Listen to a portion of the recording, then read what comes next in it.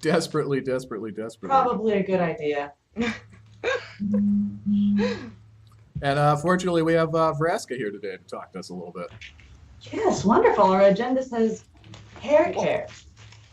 Fabulous. Hair care with Vraska. So tell us a little bit about your fabulous tentacles there, Vraska. I mean, I wish I was just sitting in the room there with you. There, you're so adorable. I just love to touch your hair, just like if that would be okay. Is that okay? These are things that no one has ever said to Jason me. knows that one. Don't touch the hair. No. Only my Tentacles. parents. No tentacles. Tentacles do not. Tentacles are not consent. Is that what the kids? That's a good one. That's what the kids say these days. I'm hip and cool. I also sell things on Homeland Shopping Network. Okay, let's go back to the Cos Talk. Podcast for adults, and it's the good thing.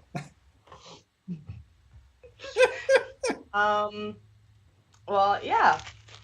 This was a fun undertaking. I have some process shots, which I'm going to put up here while you talk. To make Vraska. Yeah, go ahead. Mm-hmm.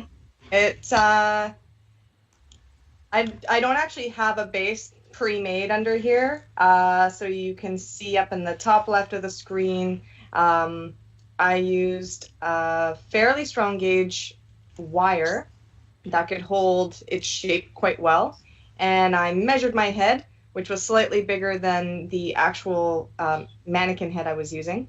And I just started measuring, and I started putting it across and making cross sections and taping things together all awkwardly. It was it worked out, oddly enough. It did, which I was very, very happy with. If you can see in the top right, I used insulating pipe for piping. It's long gray and super cheap. It was like $3 for the entire package $3 per package. So I bought 3 packages. So still under $15 Canadian. I should state that. And so what I did was I put it over the wire that I attached to the base. And as you can see in that picture, I'm able to manipulate the tendrils and give them each kind of their own distinct shape. So that was really nice. I was really pleased when this actually all started coming together, because at first it was a little intimidating, I'll be honest. After that, it was trying to get the color, trying to figure out the texture and the color for the tendrils. I did want it to look sort of wet, sleek, that sort of thing. So you'll see in the bottom left, I found it's one roll I used at Michael's, and it was kind of like a ribbon. It's a very meshy style ribbon, very thick. And I went through, glued it to the front on the underside of this. And then as I went along, I actually sewed it to the insulation instead of gluing, because gluing you'd see and it was a mess. It was a disaster. And what I actually learned was I used my heat gun, and when I ran my heat gun along the tendril on the mesh, it actually shrank to the shape of the insulation. So that was, again, really great. I was just like, this is fantastic. And then, of course, with the lovely art that has come out from Vraska, or for Vraska, I should say, she has red. Kind of looks like snakes. And that was really simple. I literally just took red paint, and it stuck really well. And so I did have to try and figure out a way to make this, make it stay. So I did have to create a band that goes around my jaw. You could probably take the pictures down because I can talk a bit more about the headpiece. But yeah, I have the dark gray band that goes around my jaw, which actually is great because it goes with the gray makeup I have to use. And then I have a clip that goes around the back, and it sort of stabilizes it and makes it so it doesn't move too much. And is that lightweight? It actually looks like it's really lightweight. It is lightweight. I did put foam on the inside to try and make sure the metal was comfortable. Because I didn't get a lot. I got this done about 3 days before Canada's MTG Nationals, hosted by Face to Face.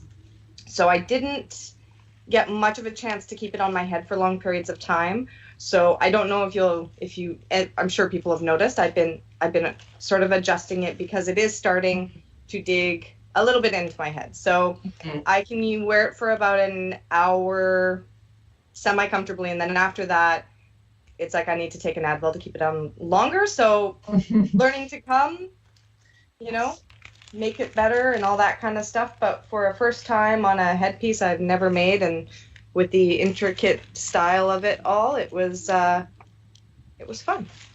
Yeah, I mean, I think in my experience, that's not uncommon with like these big headpieces. The weight, quickly becomes an issue. I mean, that's something you have to think about when you're designing it. But sometimes there's no, especially if they're a large scale, there's not really a way around it necessarily. Yeah.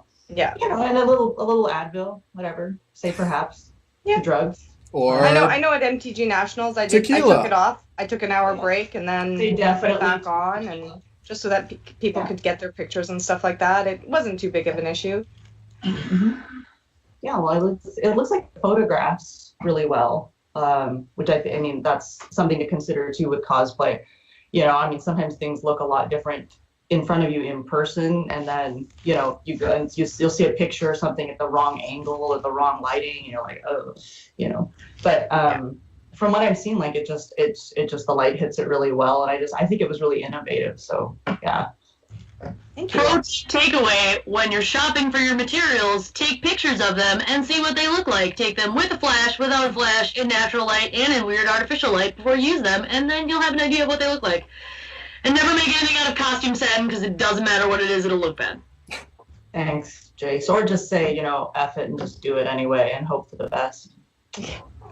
No. Not to mention many of GPs and everything like that. Generally, they have the high light that's coming down. So That's actually something to consider. Those lights are generally unflattering for everyone.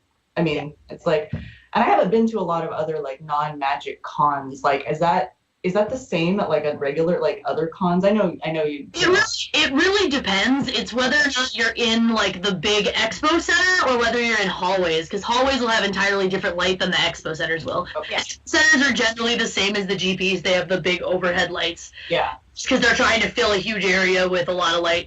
Mm-hmm. Whereas other convention and events, it entirely depends on the venue. Some smaller local venues where the lighting is just horrid. It's like yellow or like a weird color because that's like really crazy. all the pictures, they just The weird stuff. It's a total mixed bag. yeah. Otherwise, if you, the person to ask would be your photographer, actually, because chances are they've been in every kind of weird light and they've had every kind of weird experience with it, and they'll probably be able to tell you, if not like what kind of fabric, they'll be able to at least be like, this kind of fabric seems bad, don't use it, or this is good, but. Well, and a lot of times, I know I do photography, so I went to a lot of conventions doing that. A lot of times it was taking the character out of the convention. Conventions usually just don't have the right background anyways, so usually it's taking the cosplayer out of the convention, getting a bit more natural light. I did carry my flash. We made a backpack that carried the flash on the back, so it always shot forward and from a higher, just a slightly higher That's smart. Yeah. standing point. So it was always generally really nice lighting, and then behind was really dark, but not everyone has that stuff. So it's get them out into more natural light, or even in front of a window. If the photographer is on the window side and the cosplayer is looking towards the window, you're usually going to get a lot better lighting. If you can find a window. Pale, even though you just spent several months at sea under the sun. It's totally just the lighting in here.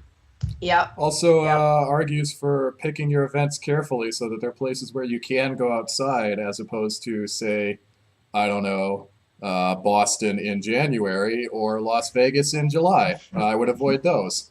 So Well, yeah. Boston in January sounds like the great place for like the skimpiest, like the smallest costume. I fabric just Fiora would have a heyday. about a year ago, I was standing outside PAX East with a bunch of in line behind a bunch of Overwatch cosplayers who were wearing essentially nothing, and it was about 20 degrees below outside. And I have never had more respect for anybody's commitment to their craft because they did not look happy. Oh, but those pictures probably came out amazing. I'm just saying. Yeah. The more uncomfortable you are, yeah. generally the better the pictures are. Generally. The paint art is paint. That's right. What we're talking about. It comes through. That's not something a green mage would say. Come The on. intensity. It's totally something a green mage would say. I'm green today. What's next?